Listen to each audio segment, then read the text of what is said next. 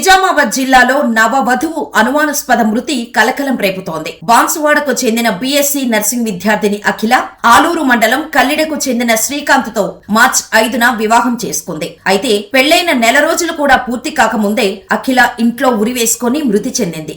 అత్తారింట్లో వేధింపులు తట్టుకోలేకే ఆమె ఈ నిర్ణయం తీసుకుందని కుటుంబ సభ్యులు ఆరోపిస్తున్నారు. మృతురాలి కుటుంబం ఆరోపణల ప్రకారం భర్త శ్రీకాంత్ అసహజ శృంగార కోరికలతో అఖిలను తీవ్రంగా వేధించేవాడు. నీలి చిత్రాలు చూస్తూ తాను కూడా అలాగే ప్రవర్తించాలని ఒత్తిడి చేసేవాడని చెబుతున్నారు. అంతేకాదు అత్త ఆడబిడ్డ కూడా చిన్న చిన్న విషయాలకే ఆమెను మానసికంగా వేధించేవారని ఆరోపిస్తున్నారు. పెళ్లి తర్వాత పుట్టింటికి వచ్చినప్పుడు తన బాధను అఖిల అక్కకు చెప్పినట్టు కుటుంబ సభ్యులు తెలిపారు. పుట్టింటి నుంచి అత్తారింటికి వెళ్లిన 2 రోజులకే ఇంట్లో ఎవరూ లేని సమయంలో అఖిల ఉరివేసుకొని మృతి చెందింది. అయితే ఆమె మృతదేహంపై గాయాలు గీతలు ఉండటంతో ఇది సాధారణ ఆత్మహత్య కాదని బంధువులు అనుమానం వ్యక్తం చేస్తున్నారు. కేసు నమోదు చేసిన పోలీసులు భర్త శ్రీకాంత్ అతని కుటుంబ సభ్యులపై విచారణ చేస్తున్నారు.